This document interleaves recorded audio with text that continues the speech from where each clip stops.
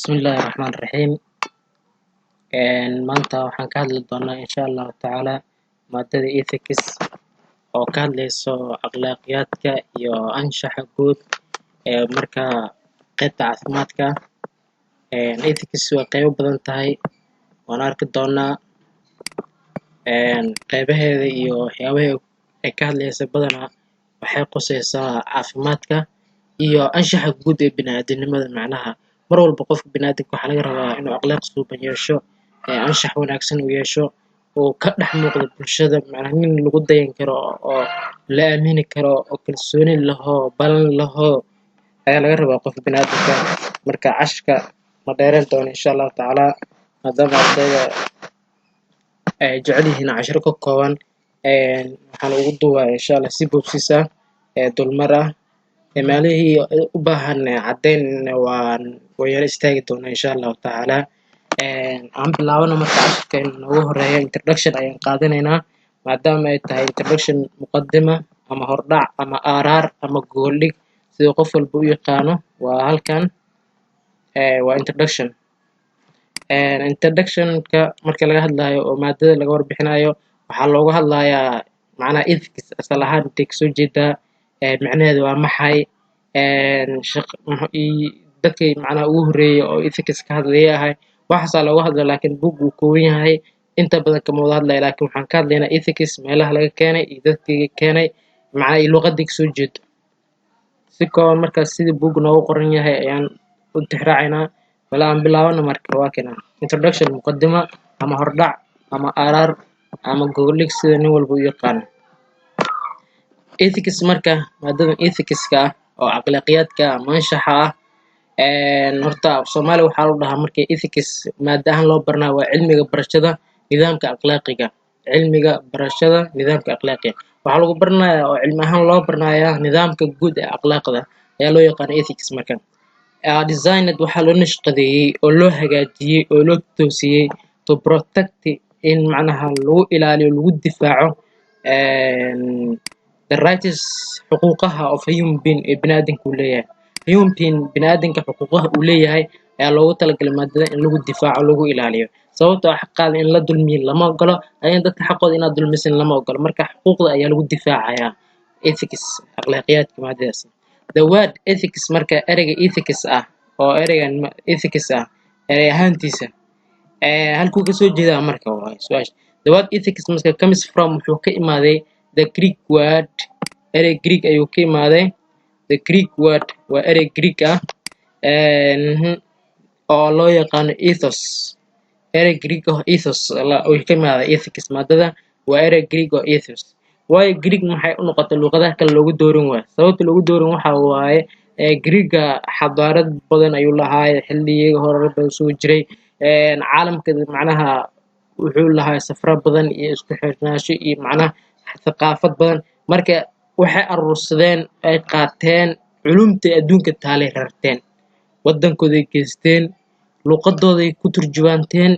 Halkaas waxay noqotay xarun loo doonto cilmiga macnaha oo loo doonto cilmi falaga iyo cilmuunta kale iyo caafimaadka iyo wixii dhan Greek-ga loo doonin jiray maadaama xadaaradda adduunka macnaha xilligaas dadka badanaa gobol iyo magaalo iyo tuulooyin loo kala joogay. Markaas maadaama gobol walba ay imaan jireen ay aruursan jireen wixii macnaha macluumaad iyo wixii aqoon iyo fikir ah waxaas ay aruursan wadankooda ay geysteen. Maadaama wadankooda ay geysteen waxay noqdaan dadka maanta adduunka ugu aqoon badan xilligaasi. Marka ereyada badan oo caafimaadka arkaysa Greek-ga sidaas ayuu ku imaaday. Marka ethics maadada ethics la comes from waxay ka imaatay the word Greek erey Greek ah ethos loo yaqaano. Ereyga ethos ayaa loo yaqaana. Ethos ayaa loo yaqaana oo ethics ka imaaday. Mean waxaa loo jeedaa guiding in qofka la hagaajiyo oo la toosiyo la hago beliefs ethics. Marka aragtidiisii macnaha wuxuu aaminsan yahay in la hago oo la toosiyo oo jiilba jiil ka dambeeya macnaha akhlaaqiyad dadka dhaqankooda wuxuu ah lagu hagaajiyo. Characteristics marka waa dabeecado of a profession marka xirfad ah. Profession marka aragtid macnaha akhlaaqiyad soo jireen ah waa oo xirfad ah. Qalad waxa lagu magacaabaa code wax diiwaan gashan oo macnaha xeer leh. Code waxa waaye qodob macnaha dastuur oo kale markii la marayo qodob waaye code-ka macnaha wax la register oo dadka isku waafaqeen oo la saxiixay aan laga tilaabi karin waa markaan waa code meesha yaalo. Okay, the code marka codeka of ethics ee akhlaaqiyadka will state wuxuu sheegayaa ama uu qaxayaa what of conduct waxay marka caqiidadu erey conduct marka meel ku aragtid waa caqiido hadda ugu jirta the word conduct marka caqiidadu ereyga caqiidada marka will state wuxuu sheegayaa what of conduct waxa caqiidada is expect laga rajaynayo from the members xibnooyinka iyo qolooyin ka tirsan of the profession ama xirfad u leh qolooyinka ama dadka xibnaha ka oo aqoonta xirfad u leh maadada ethics marka ayaa laga rajaynayaa waxa ay noqonayso the responsibility mas'uuliyadda iyo macnaha qof walba mas'uul waa kulku mas'uul waa ogtiin xadiiskii marka qof walba hadduu waalid ahaan lahaa ilmihiisu mas'uul ka yahay hadduu macallin lahaa ardayda mas'uul ka yahay hadduu darawal ahaan lahaa macnaha rakaabka dadka meesha saaran mas'uul ka yahay haddii xafiis waa ogtiin macnaha xag dowlad dadka mas'uul ka tahay marka mas'uulnimadu kuma eko hal meel kaliya marka what the responsibility wax mas'uuliyadda of it is ay tahay members xibnooyinka towards ku aadan hum midka they serve ay u adeegayaan ama waxa u qabanayaan serve waa adeegii macnaha adeeg wuu fara badnaan karaa adeeg caafimaad adeeg saas dee koowakas iyo kuwa isku group yihiin ay ka wada shaqeeyaan koowakas kuwa kooxooyinka isla shaqeeya sida hay'adda ururada caafimaadka oo kale hay'adda maxaan dhahaa hay'adda marka caafimaadka hay'adda isgaarsiinta hay'adda wax saas oo kale hay'adda quudinta barnaamijka WFP waxaas marka aragtay koowakas waa group isla shaqeynaya waa koowakas okay dee koowakas iyo kuwa isla shaqeynaya the profession marka xirfadda and the society iyo bulshada as a whole guud ahaan waxaa loo baahan yahay in loo wada shaqeeyo dadka dhan laga wada shaqeeyo barnaamijkan macnaha akhlaaqiyadka marka profession dadka xirfadda u leh aqoonta u leh oo kasaayo wixii akhlaaqiyadka waxyaabaha suuban oo dadku sheeg waxaan waa saxsan yihiin wax waa qaldan yihiin dadka toosinaya society iyo bulshada la toosinaya dhammaantooda as a whole guud ahaan waxaa loo baahan yahay qof walba marka inuu akhlaaq yeesho when marka a person qofka becomes uu noqonayo a member xibin ka tirsan of profession xibin ka tirsan macnaha dadka khuburada marka xirfadaha u leh qabiirada iyo acceptance wuxuu aqbalayaa the responsibility macnaha mas'uuliyadda ayuu qaadanayaa uu aqbalayaa living up lagu noolaanayo the code xeerka of ethics akhlaaqdu yaallo of that profession ee dadka xirfadda u leh akhlaaqda ay dejiyeen ayaa lagu wada noolaanaya niyo qodobkan akhlaaqiyaan ahaan kuma suubano macnaha diinteena ma qabto ama macnaha beeyadii ama dhaqanka meesha ka jira ma aha ee sidan ka bedel sidan waaye marka xeerkaas ayaa meesha u yaala marka in nursing markii la fiiriyo nursing code markii la fiiriyo code ku yaala ama macnaha qodob ku yaala nursingka of ethics akhlaaqiyadka provides wuxuu siinayaa qofka professional standards heer caalami oo marka professional standards heer caalami oo adduunweynaha dhan macnaha maadada dadka nursing bartay oo macluumaadka nursing u yaqaano meel walba uu joogo gobol kasta tuulo kasta waddan kasta uu joogo marka waxa u yaala qodob macnaha oo code ah oo ethics provides macnaha code macnaha oo nursing u yaalo oo meel u yaalo oo la isla og yahay oo adduunka dhan la isla aqoonsan yahay waaye of nursing activities waxyaabaha shaqooyinka uu qabanayo nursing qofka naarsiga ah shaqooyinka uu qabanayo iyo waxyaabaha meesha uu ka qabanayo wax la isla ogol yahay oo qoran waaye oo shuruuc leh oo shaqadiisa uu ekaanayo oo shaqo kale uu geli karin shaqadii dhaqtarnimada ma qabanayo shaqadiisa loogu talagalay oo qaba la dhahay ayuu qabanaya marka waa sidaas nin walba macnaha adoo darawal ah harqaan ma toli kartid adoo harqaan la'aana darawal ma noqon kartid sababtoo ah nin walba shaqadiisu waaye laakiin labadu waa isku baran kartaa xirfad ahaan okay nursing activity shaqooyinka nursing uu qabto wejkaasoo protect ka ilaalinayso ka difaacayso nurse qofka nursiga ah inuu ku xadgudbo ama uu ku gardaroodo waxyaabaha kale oo ah and patient iyo bukaanka sidoo kale bukaankana isaga kuma gardaroon karo qof nursiga labadooda waxaa ka dhexe wada shaqeyn qof xanuunsan iyo qof caafimaad qabo oo qofka caafimaad qabo loogu talagalay inuu baxnaaniyo qofka xanuunsan inuu ixtiraamo qofka macnaha caafimaad qabo sidaas oo wada shaqeynaya ka dhaxayso qofkan macnaha waa kalkaaliye nurse eriga ah waa kalkaaliye caafimaad oo sida ogsantiin marka waxaa la doonayaa xuquuqdiisii in lagu xadgudbin oo xaq mashaakilkiisii wixiisii in la siiyo ayaa loogu tali which kaasoo protect kala ilaalinaysa difaacis the nurse qofka marka nursiga xuquuqdu lahay in la dulmisiinin oo xaqiis la siiyo and the patient bukaankana xaqiis la siiyo daawadiisii iyo wuxuu meesha u imaaday iyo caafimaadkiisii wixiisa inuu qof walba loo qabto ayuu jecel yahay waa isla fahnaa malaynaa qodobkaas okay definition isa jira marka definition waa qeexitaan oo ereyga ethics lagu qeexayo buugusha badanaa qeybo macnaha nin walba ra'yigiisu ka qeexaya qof walba akhlaaq markay qeex la dhaho sidii asaga ula qonaata ayaa marka qof walba macna wax hadda oo la dhahay maaha sidaas waa aayad quraan ama waxyi waa la dhahay maaha macnaha oo meel kooda qoran maaha buugusha dhamaantood qeexitaanada way kala duwan yihiin oo ethics marka la qeexayo laakiin buugan aan haysano sida u qeexaya ayaan qaadanaynaa ethics marka maadada ethics qeexitaankeeda waxa waaye the systematic study waa hab guud oo la baranayo systematic study waa nidaam guud oo la baranayo waa hab guud ama mashruuc guud oo la baranayo waaye of what is right and good waxa wanaagsan ama waxa saxsan ayaa lagu baranayaa right and good marka right waxa waaye wax saxsan oo qof walba u jeedo marka uu qabanayo ama uu ku jiro good waxa waaye hadduu iska daayno mushkilad looma arka hadduu qabtan way wanaagsan tahay macnaha laba jeeray waa kan laakiin right haddaa qaban weyso gardarro waa sababtoo ah waxaas waa qaban weyso waxa u qaban weysana gardarro waa sababtoo inaa qabataa lagaa rabay qof bukaana xanuunsan waxaa lagu dhahay qofkan qandha hayso qandha jibinsi darka sidaas uu ku dhahay adiga marka waa qaban weysay waa daysay gardaraasu bisay marka sababtoo qof bini'aadan naf ay lagu aaminay naftii marka dulmiga ku soo bisay laakiin good waxa wanaagsan waxa qof bukaanka wuxuu ku dhahay waxa ay soo qabo ilaa hadaarto u laacayso oo soo qaban kartaa si wanaagsan hadaartana waa iska dayn kartaa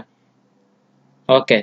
ethics marka is the systematic study waa nidaamka guud oo lagu baranayo of what is right wax saxsan and good wanaagsan with ida loo fiirinayo loo dadayayo respect xishmada to conduct aqeedada la xishmeenayo oo macnaha aqeedada meesha ka jirto iyo dhaqanka meesha ka jiro iyadoo la xishmeenayo and character iyo dabeecadda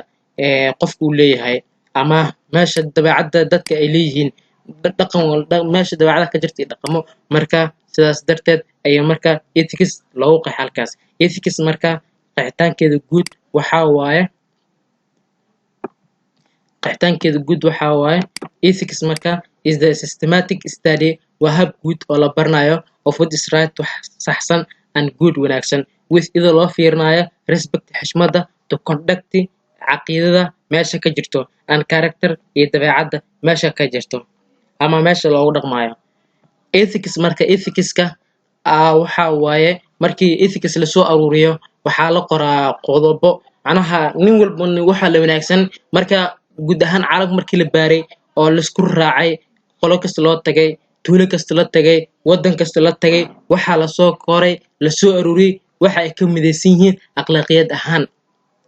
marka la soo qoray la soo qulaasiyay dadka waxay u bateen oo isku raacsan 100% oo adduunka dhan isku wada mid noqday ayaa meesha lagu soo guuriyay waxaana loo yaqaanaa rules and principles ayaa loo yaqaanaa ethics marka ethicska waxa waaye the rules waa shuruucyo iyo nidaamyo la dejistay oo la qortay waa and principles iyo mabaadi iyo caqiidooyin dadkaas govern xukumayso right conduct caqiidada saxsan ama akhlaaqda saxsan akhlaaqiyadka saxsan ayay xukumaysaa okay morality ayaa noogu horeeyo morality waxa waaye damiirka ama niyadda ama qalbiga qofku uu leeyahay wuxuu danqanayo wuxuu dareemayo si wax u arko xagga niyadda iyo qalbiga aan indhaha ahayn waxa indhaha lagu arko arki doonaa vision ayaa loo yaqaanaa laakiin qalbiga iyo niyadda waxa laga dareemo waxaa loo yaqaanaa morality describes waxay sharxaysaa the principles muwaadida that govern xukumaysa oo behavior dhaqankeen waxa naga soo fulayo waxa naga soo baxayo dhaqan ahaan waxa uu leenahay ayaa meesha ka caddahay meeshaas ayaa laga fiirinayaa qofka morality niyadiisa ahayd iyo waxaas morality marka as it relates waxay la xiriirtaa the behavior dhaqanka behavior ay la xiriirtaa qofka dhaqankiisa iyo dabeecadiisa ay la xiriirtaa is important waana muhiim on 3 layers ama 3 levelna way leedahay waana muhiim 3 levelna way leedahay ama 3 party ayay ka qaybsantaa to ensure fair play marka in la xaqiijiyo fair play macnaha and harmony between individual labada shaqsi waxa u dhaxeeya damiir ahaan iyo meel la isku jira waa in la hubiyo lagu kalsoonidooda macnaha maxaan dhahaa badqabkooda laba qof waxay ku wanaagsan yihiin waxay ku xun yihiin waa in la fiiriyaa okay to help to make help us to help dheh to help in la caabiyo make us waxay anaga naga dhigtaa naga soobisaa good people dad wanaagsan in dadka caabino ama anaga nala caabiyo waxay ka dhigan tahay good people dad wanaagsan mujtamac is caabiyo oo wax walba isku qabto ayaa noqon in order to have aan u yeelano good society bulsho wanaagsan sidii loo yeesho oo marka waxaa loo baahan yahay in anaga staff ku leeyahay is caawino okay to keep us in anaga joogteyno oo ilaalino in a good relationship xiriir wanaagsan relationship inaan joogteyno oo mar walba daa'im ay noo noqoto xiriir wanaagsan with the power iyadoo loo fiirinayo awoodda that creates us anaga nagu dhex abuuran ama anaga dhexdeena ku abuuran sidaa darteed haddaan isku kalsoonano waxaan helaynaa awood weyn oo qof walba qof kale awood ayuu markaa siinayaa waayo bulsho oo waxaan noqonaynaa kalsooni leh oo dhisan oo awood leh professional applications waxyaabaha waajibka ah